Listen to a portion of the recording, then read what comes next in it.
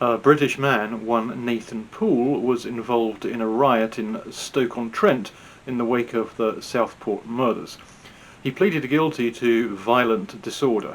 This is not as straightforward as it seems. People say, and I have said, certainly, why plead guilty to something you didn't do? Why not plead not guilty and defend yourself? Turns out it's not that straightforward, and I'll do that in another video. The judge is on the record as saying that an aggravating factor to this was hostility towards Islam, word for word. Not towards a given person who happened to be a Muslim, but towards Islam. An aggravating factor was, therefore, Islamic blasphemy. Jail for bullish man who chanted "Who the fuck is Allah?" during city centre riot. Nathan Poole, 32, was one of 300 people involved in a disorder in Hanley, Stoke-on-Trent on August 3rd, 2024. The Crown's case is this defendant played an active role, sometimes at the forefront. He showed up at 4 separate locations: Cannon Place, Lichfield Street, Potteries Way and Town Road. He was recording events on his phone and chanted with the crowd. He was at the front recording events on his phone. How many thousands of people must now be arrested for this crime? Because this is rather common and it's never prosecuted. He was outside the town hall where police were present to keep the opposing protesters apart. He was arguing with officers. He was chanting "scum" and "who the fuck is Allah" towards the counter-protesters. Going on, later in Town Road, the defendant was at the front of the crowd shouting abuse towards police, while others were throwing missiles towards the police and counter-protester. There was no clear evidence that he was physically involved. He did not attack the police. There was, in fact, no evidence. Saying no clear evidence implies that there was evidence of some description, just not clear. Was there? Don't think so. He could not be seen to throw any missiles. He did not damage any property. There was no evidence of physical violence. Why imply that there was? And this next bit is also revelatory. He knows that by shouting the comments that he made that he was part of that incident and played an active part in that incident. He knows that he was part of that incident and he played an active part in that incident. Isn't being a part and playing a part the same thing? Are they not just repeating themselves? And if, when they say he was a part, that means he was just there, and playing a part is him arguing with the cops, then is simply being there evidence of violent disorder? And if it's not, which it's not, obviously, then why are they saying this?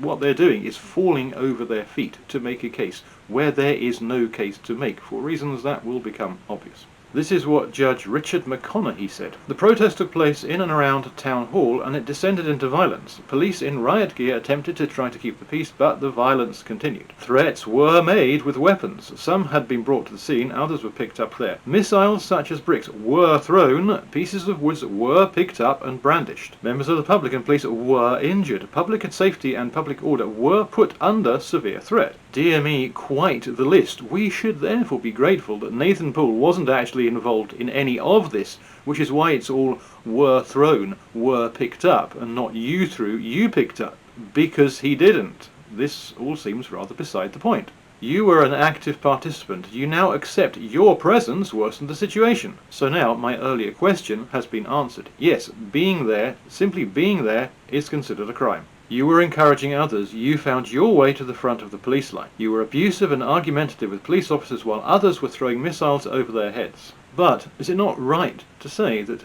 he didn't throw anything or push anyone? It is right to say there is no evidence that you threw a missile or that you were an architect of any of the pushing. Well, thanks for clearing that up.